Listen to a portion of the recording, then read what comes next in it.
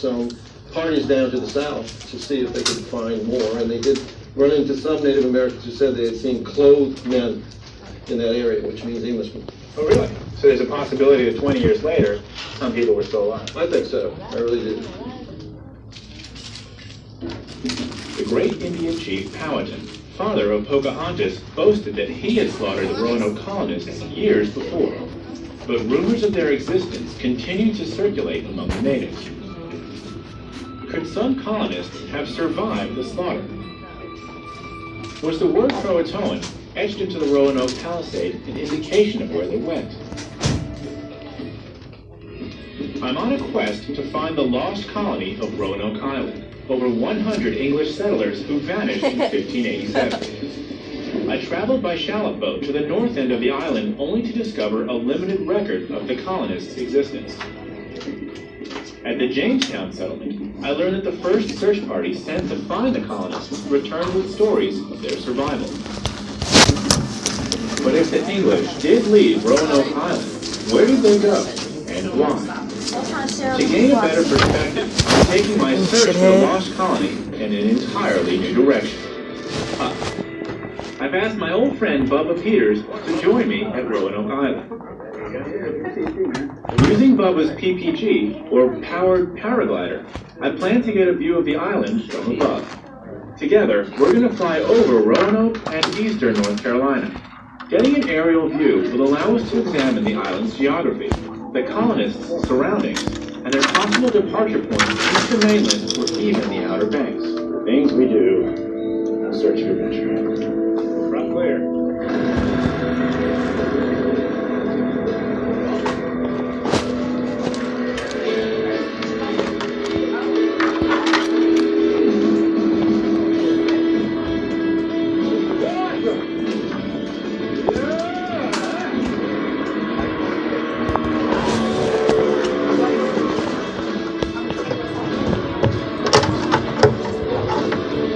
There's the north end of the island. We know from the archaeological record that the 1587 colonists didn't leave many clues behind for the settlement. And from this perspective, Roanoke appears to be too small to support a permanent and lasting English colony.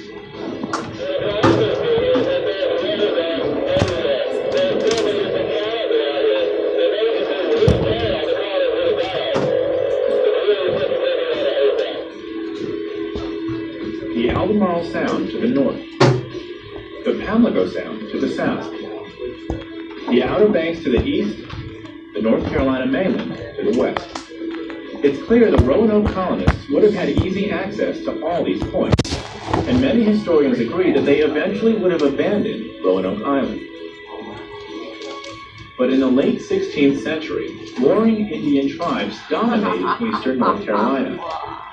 Leaving the confines of the island could have cost the settlers their lives.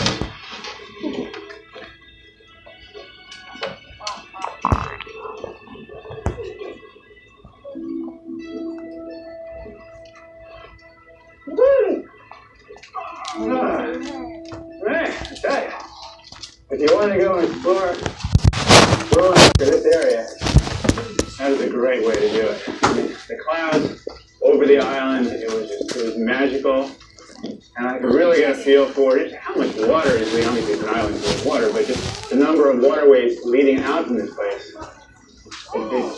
It's obvious why it's been so hard to figure out where the lost colony went. But we do know where they started. Retracing the steps of the 15th century settlers, my investigation takes me back to the last known address of the lost colony, Fort Raleigh. Well, as you can see, it's getting dark, and Fort Raleigh is officially closed now.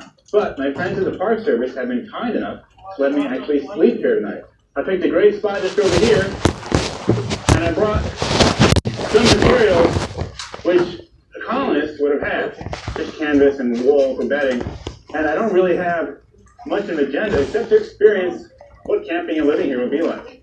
This place is totally new to me, and it was totally new to them. So I'm going to set up camp. Just see how it goes. I'm good. But one of the weed, I'll do cherry weed. 117 colonists from Raleigh's third expedition consisted of gentlemen and soldiers, servants, women, and children. Few had ever left the confines of England, let alone settled another continent. They arrived deep in the summer season with limited supplies, surrounded by Indians, and with winter fast approaching. Before wooden homes could be constructed, many colonists would have used tents as shelter. I hope by spending the night, as they did over 400 years ago, I might gain some insight into the English settlers' thoughts and feelings. Nigga, no. It's now 2 hours after sunset. It's pretty dark out. I'm all alone at Fort Raleigh, holding down the fort, so to speak, trying to get a sense of what the colonists might have felt when they were here 420 years ago. So I think that the people who were coming to this new world were incredibly and were willing to sign up for an experience well beyond their imagination. They didn't know this way. They didn't know if the natives were hostile or friendly. They didn't know if they could survive long enough to actually grow their own food and become self-sustaining. And as I'm spending my first night here, completely unknown, don't know what's out here, don't know how it's going to go. I gotta give them credit. That's impressive that they would go all the way to the other end of the world and start a new world. Sir Walter Raleigh's third expedition did take hold here on Roanoke Island. According to Governor John White's surviving accounts, they established homes, and in less than 1 month, they were rewarded with a new addition to the settlement. Last chance. White's granddaughter, Virginia Dare, was delivered, becoming the first English child born in America.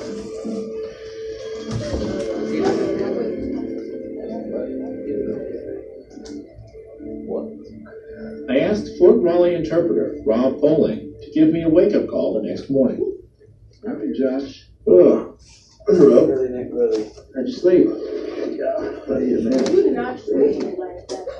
well, it was quiet. It was really peaceful. It was actually really nice. But it definitely gives me a sense of just space, just the tranquility. I'm sure that some of those colonists who were camping for the first time and from big cities would be in for a totally new experience. Well, yeah, it's a stark contrast to the lifestyle. They didn't know what also there is the driest year. Really, it's a high water was getting challenged. It's an intriguing I thought. wonder what the smell To chill. better understand the climatic conditions the 16th century settlers faced, I've contacted archaeologist Dennis Blanton. Hi, Dennis. He's instructed me to meet him at the entrance of the local swamp, and to where?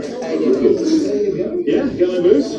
My other boots? Dennis's unique study of the cypress trees in the mid-Atlantic region has yielded some fascinating clues regarding the climate conditions the Roanoke Islands faced. So, Dennis, what are we going to do when we get there? I'm really about to smack you. And the rings of that tree has a story to tell. That story will relate to the lost colony. It can. What we have to do is take a sample of those rings. Not only do we count the number of rings, so that we can determine the age of the tree, we also measure the width of those rings. So the wider the ring, the wetter the year. Exactly right. Which tree are we going to? This large tree, about 100 feet in. As we work our way deeper into the swamp, it's obvious why Dennis suggested the rubber boots. He's also provided me with climbing gear so we can scale the cypress tree. But first, we need to get to it. Watch your step. Pretty good run, huh? That is nice mud.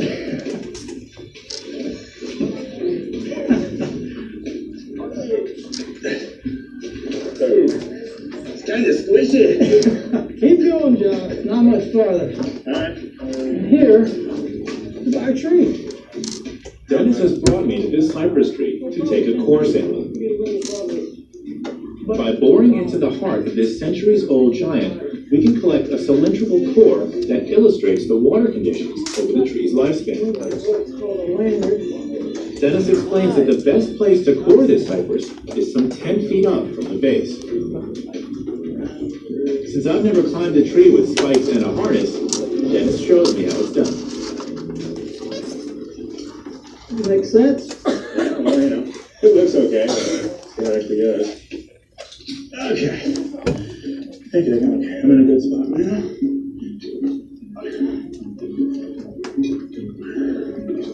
There we go. Okay. Now I see what you mean about those spikes having to be really tight. This is some work. Good job. Sit below your lander. All right. Hi, how are you? Welcome. What we have here is a tool called an increment bore, and it's essentially a hand-turned drill. And it's aimed for the center of the tree. Last time I did this, I used an electric drill. I'm starting to slide. This will make you appreciate that electric drill. All right. We have this piece that's called the extractor. You take that, and drop it, push that in, Okay. feed it Gently. gently. Now you want to pull the extractor gently outward, and we should have a core.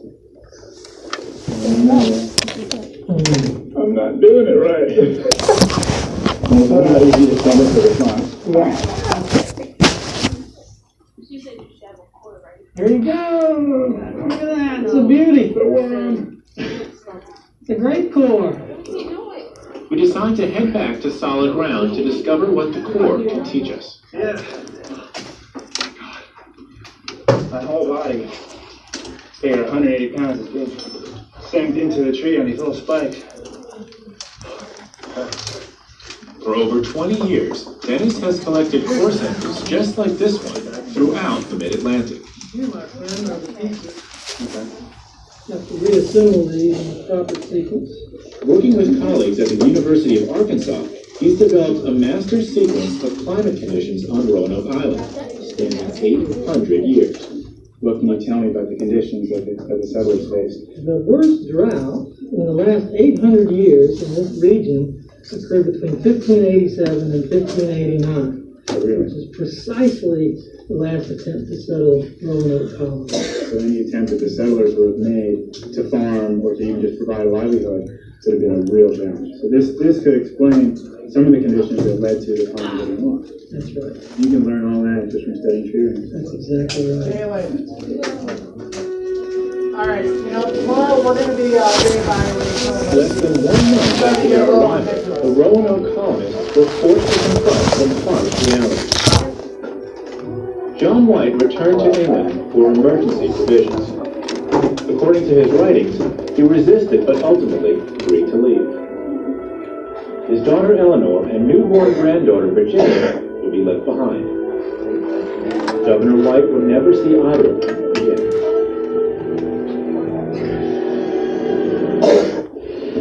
I'm investigating one of the oldest